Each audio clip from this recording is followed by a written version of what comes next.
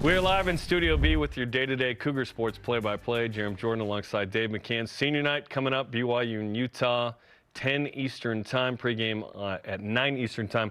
Trevin, Nell, and Trey Stewart are in the house, two of the four seniors who will play their final game in the Marriott Center tomorrow. Boys, what's going on? How are we doing?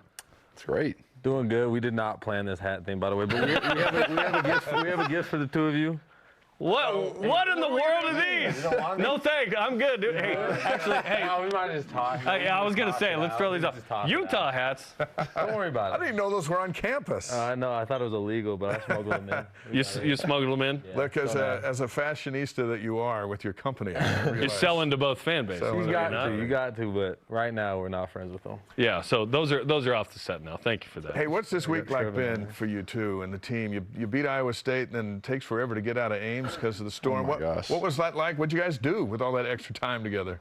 Oh, it was kind of crazy because we're riding the high of beating Iowa, and then we get to, we're like heading out on the bus, and then we figure out, okay, we're gonna have to stay. So we're kind of like going crazy. We're like, oh, let's have a party, But was it a blizzard at that point? It was pretty good. Yeah, it was coming down, yeah. And then we finally just get to our hotel. Me and Trey just had like an hour talk just about like kind of our trajectory, our path from when we were freshmen to seniors, going into senior night, kind of all the emotions there are kind of building up. It was a good moment of reflection. It was cool. But and then you waited. I was going to say, I wouldn't suggest being there. You went and practiced somewhere, right? I mean, you were there all day. You couldn't even get out till the night of the next day, right?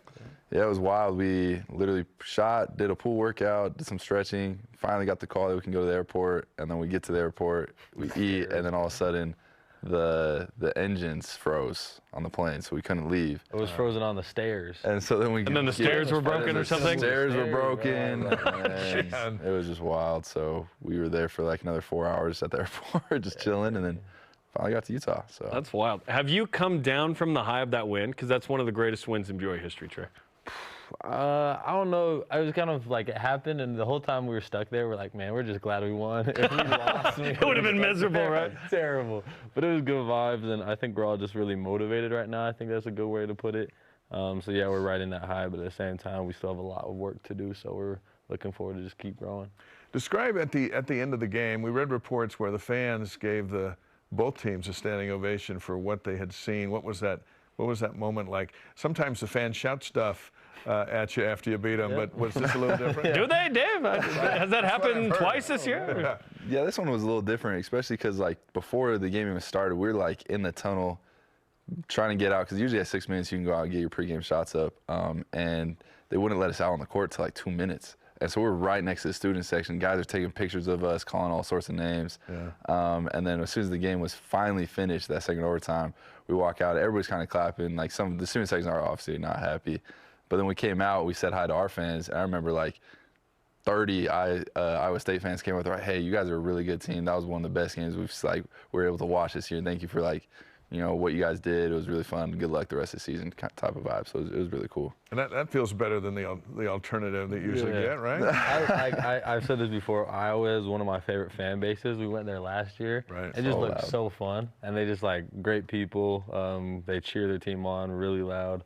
It's one of the best environments in the Big 12. One of my best friends growing up lives in Des Moines, so he's gone to the game the last years, and he said it's been awesome. The day before, able to connect with the team, take pictures, so he loves it. And I know the BYU fans on the West Coast are like, man, we miss BYU in LA and San Fran and whatnot. Yeah, but the fans in the Midwest for BYU, they have a chance now to connect with you guys, which is great.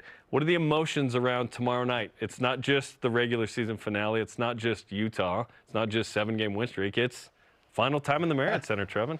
For you, it's been 18 years here, man. It's crazy. Okay. I heard that one before. But yeah, like the fact that I've been here for this long and it's finally here, and it's like I always say, it's like the perfect storm, right? Like we're on a 7-game win streak and we're playing. Well played after Iowa State.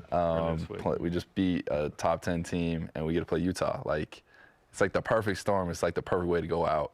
But there's a lot of emotions, still kind of digesting it, and me and Trey just kind of talked about it a couple days ago. We just got to stay present, and I think that's the main thing we're kind of going to. I don't think the emotions have hit yet. Yeah. It'll hit once maybe walk out on the court or with family, or once the final whistle blows. But yeah, there's a lot of emotion still.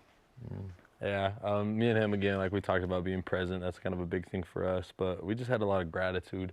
We were like just that long talk we had. It was just I'm glad we had that day to kind of unpack all of our emotions through it, because it's like, man, like Trevin, you started, coach or recruited by Rose, came to BYU. We got to the Big 12. Pope came. You played in Pope system.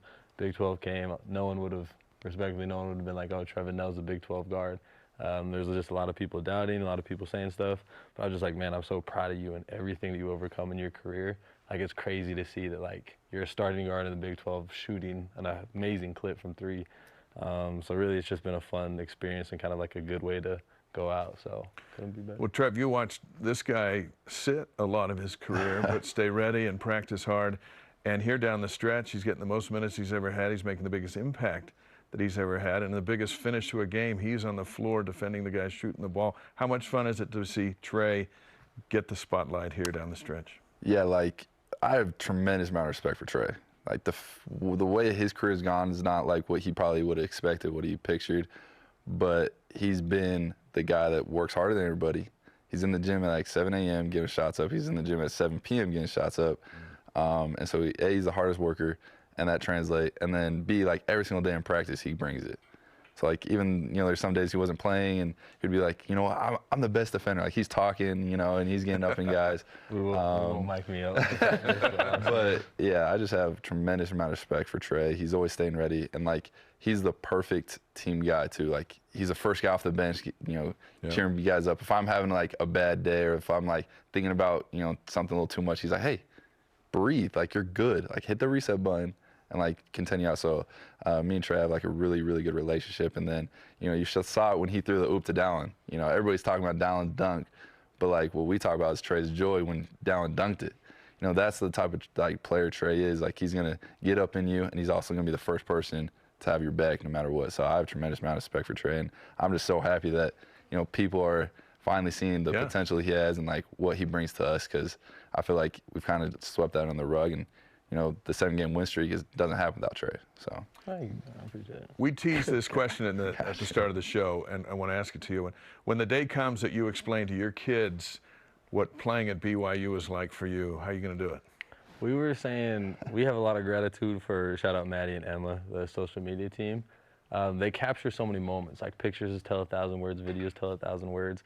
We went through an album. This sounds kind of weird. I have an album on my phone of, like, pictures of me and Trev. Just because, like, before every game of the WCC, we took pictures. We've had a lot of great moments on the court together. But there's, like, a few pictures where it's just, like, us sharing, like, a very special moment of, like, him hitting a 3 and, like, tapping me on the shoulder, like, pounding my chest. And it's just, like, that picture tells 1,000 words where, like, one day we can tell our kids. Because I remember the first day I ever met a BYU player was Trevin Nell, and he said, whatever you need, I got your back. So now we're going to be friends for a lifetime. We have all those pictures that we can say, hey, this is the type of relationship we had, this is the type of stuff we went through. And I mean, we've all done it on video, which is great. So shout out Maddie and Emma, we appreciate you. They do a great job. The cut came out. Nate takes picture of my phone. Absolutely. BYU photo too. This is why sports are awesome. You have this common goal. It's a thing that doesn't in the grand scheme really matter, but it does matter to a lot of us. It's a thing that brings us together. You guys are brothers for life. You didn't know each other before this. The fans feel like they know you as well. It's awesome, man. And tomorrow's going to be great. There's also the thing about playing Utah. They won the first matchup. Kevin Young said, hey, we owe them one. How motivated are you guys? And what do you need Trevin to do differently than that first game? Because you're a different team, and they're in a different situation too. Yeah, I mean, I feel like we're a whole different team. Like, even from the first couple of Big 12 games, we're playing well. You know, Trey, you know, is the guy that's stepping up huge for us. But when we had this, like, 3-game skid early in the season, we, like, had a team meeting, players only, and we wrote up 3 things. It was like, play for your brother, have joy, be present, and then our whole team, like, motto is play harder than the guy in front of you. And so I think we're really just kind of embodying that. Our bench energy is huge. You know, I remember when Trey hit a shot, he's doing his celebration. I'm on the bench doing his celebration. So, like, we have, like, no agenda. And so I think a lot of guys are stepping up. A lot of guys are happy, and we're playing fast. Isn't that how you can play 11 guys? That's how we can play 11 guys. Like, and no one gets, like, mad if they're not playing. That's why I think this team is so special. Everybody wants to win, but like Coach said, we owe Utah one, and I think it's going to be a fun game, fun atmosphere. What's it like as players when you come out and warm up in front of the Rock, your peers on campus? They want you to pound these guys. So, Trey, how do you balance the emotion of you want to give them what they want to see, but you're also playing a decent team? Yeah. I mean, we're kind of saying the exact same thing over and over again, but just be present. That's all it is for us. That's the key to like a lot of our like mental things where it's like, oh, we can get out of ourselves, we can do this. At the end of the day, like Trevin said, play harder than the guy in front of you. That's all it is. Yes, they're a very good team, but we have become a lot better team since the last time we played them. So we're all very motivated because that one stung a little bit. So yeah, we're gonna have some fun. Last April, we didn't feel like this. Mark Pope leaves. We don't know who the head coach is going to be. You fast forward to this. What have you guys gone through to come together as a team, to lose a few games that you felt like you should win, to get to this point where you're one of the hottest, if not the hottest team in the country, Trevin? Yeah, I just wish like some people knew kind of what we went through, you know, like what really goes on without the lights. Yeah. Because there's like a lot of sweat, there's tears, there's like, you know, people getting in your face a little bit. But the way this season's panned out, like I wouldn't change it for anything. Because I feel like we're way more battle tested than I feel like last year. And we know how to close out games, we know how to make adjustments. And so every loss, every win has really helped us to get to this point. And I feel like the trust is there. Like everybody's still learning, but you know, it's so fun to be able to go out there, play for your brother, and you know, let everything else kind of just fall in place. And I think that's kind of what's been going on this season. You both got to know Kevin Young at the same time, so you've had the equal amount of figuring this guy out. What's one attribute about Coach Young that folks don't know about that you two have grown to admire the most? I think his like humility and adaptability are two things that I've been very impressed with. Because I mean, you have to be humble to come in. I mean, you're an NBA coach.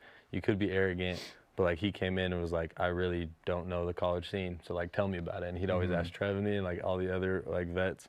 He just asked us like simple questions, just like tell me more about college basketball, and just like always trying to learn. And then you've seen as he's gone through, not like his coaching style has changed, but it's always been the same where he's just trying to adapt, he's trying to learn. So his adjustments, his X and O's are always on point. Like he's incredible with that. But yeah, I've just been very impressed with how he's been able to like change his coaching style to adapt the college scene. Last night the coaches really talked about how like the physicality was one thing that was like very shocking to him. Still is after Tuesday. Still is, yeah. And he was just like, I mean, there's fouls all the time. Like there's crazy stuff that happens. And I mean, in the league, you get people who, I mean, you're coaching Kevin Durant, he's going to get some foul calls, but I'm not necessarily going to get some foul calls with Kevin Durant. So, dang it. Yeah, it's a little different, but yeah, I've just been very impressed with him. What about you, Trev? Yeah, like Coach Young always says, like I kind of remind him of how he used to play a little bit. And so I would say like a lot of things that Coach Young does, like he's a little chippy, you know, like he has that edge, he has that competitive nature to him. And I think that helps fuel us. Like he's super genuine. Like when he says stuff, it's like, all right, let's go. Like I'm gonna go run through a brick wall. Like something that's kind of flown around right now is like a lot of teams felt like they could punk us. And he goes, yeah, a lot of like early in the season, BYU was getting punked, but now we're doing the punking. And so like when he said that, I was like, all right, let's go play another game, you know? And he ended like the post game with that, right? I was like, yeah. Tuesday, It was just like I love Coach. I feel like he, like Trey said, he's really humble, and he's really just always asking questions, trying to learn, trying to like adapt. And I think that's something that has helped us to like put more trust in him. And it's like just a conversation instead of, you know, we're both learning at the same time. He's coaching us, and then sometimes we're like, all right, we feel like we should do this a little bit. So yeah, you know, shout out to Coach. I feel like everybody would talk and give high praise to him. But tomorrow night, you'll remember that moment for the rest of your life, so soak it in. Sure. Enjoy it, and thanks for what you mentioned, which is all the effort, the blood, sweat, tears that you guys have put into the program, because it's been so fun to watch you guys. And there's still work to do, as you mentioned. Still work to do. We're not done. Not done. Okay, thanks for coming in, and all the karma we can give you for tomorrow night. I appreciate it. Let's go. Good to have you guys here. How about